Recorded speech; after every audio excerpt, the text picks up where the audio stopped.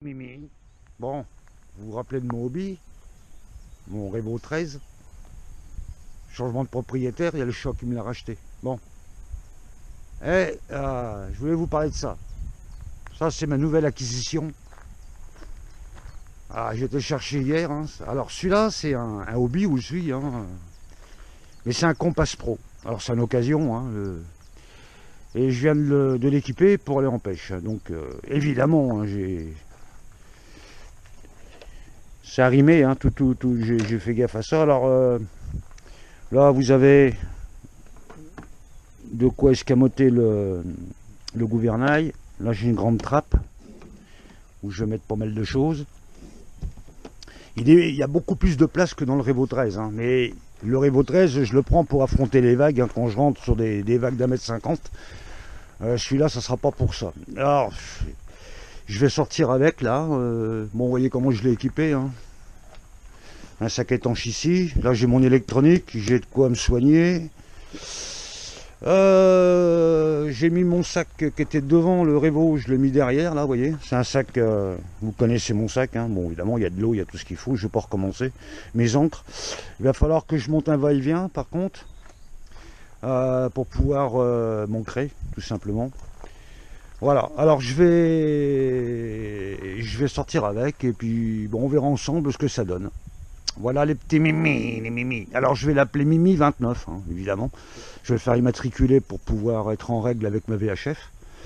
Et voilà. Et ben écoutez les gars, tout à l'heure. Braquer à droite. Il n'y a pas besoin de plus les gars. Il n'y a pas besoin de plus. Franchement, ça suffit. De toute façon, mettre un grand safran en mer ou sur une grande étendue d'eau, ça sert à rien. Il y a de la place là pour tourner, donc ça sert strictement à rien. Mais je suis assez surpris par le braquage d'origine, regardez ça. Ouais, tribord. Pas mal. J'ai de la place à bord, par rapport à mon Revo 13, j'ai énormément de place. Pour faire pipi, ça va être génial. Bon, alors au niveau, il avance, il n'y a pas de problème, il avance. Alors, automatiquement, il avancera moins vite que mon Revo, parce qu'il est un peu plus large, évidemment. Donc, il y a plus de résistance, du fait que la coque est plus grande, plus large. Mais bon, je fais pas de course, là. C'est pas mal du tout. Mon gouvernail, il est pas mal positionné, ça va.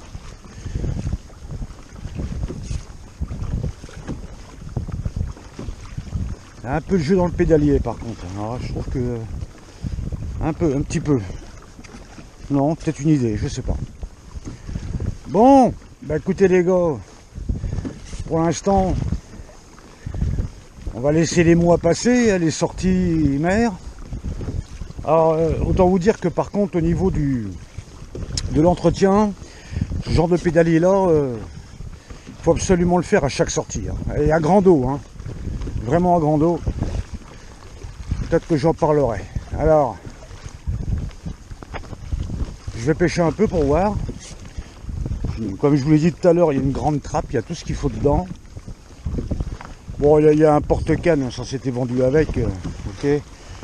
Ça, c'est pour le sondeur. Bon, je sais même pas si je vais le remonter là-dessus. Franchement.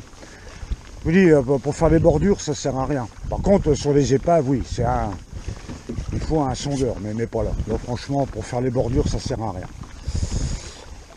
Je vous parlerai de la stabilité.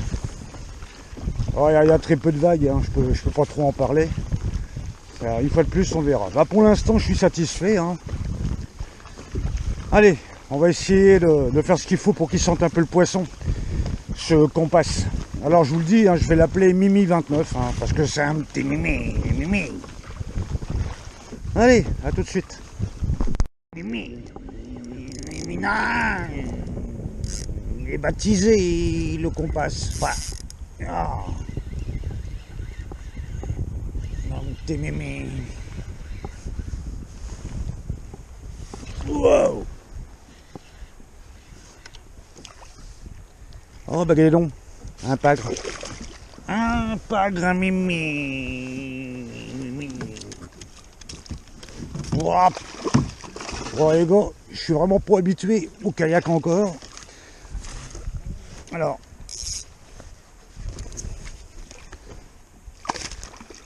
bon, la canne non plus d'ailleurs. Ah. Bon, il va falloir que je bouge ce porte-canne, j'en ai jamais eu, enfin j'en ai pas ce porte-canne normalement, mais...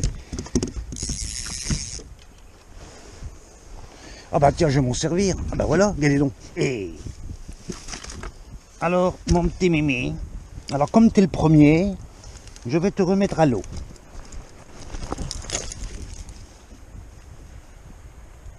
Ça se bat bien un pagre, hein.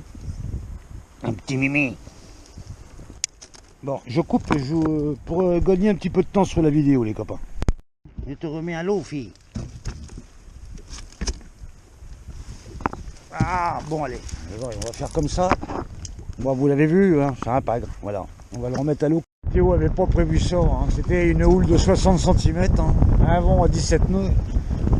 Et là, c'était pas prévu. Alors, les gars, vous me connaissez, moi, je rentre. Bon, ben c'était pas mal autrement. Bon, je vais juste rajouter quand même une ligne de mouillage hein, sur le côté droit. Et puis rajouter 2 poignées de portage sur les côtés. De toute façon, il faut bricoler sur les kayaks. Hein. Ah, et ça bouge là, les gars. Et là, je rentre. Je suis obligé. Bon, ben écoutez, c'est pas trop mal comme kayak. Hein. C'est pas trop mal. C'est même bien. C'est même bien. Bon, allez. On va rentrer avec le vent de travers et la houle de travers et ça c'est pas bon du tout. A plus les copains.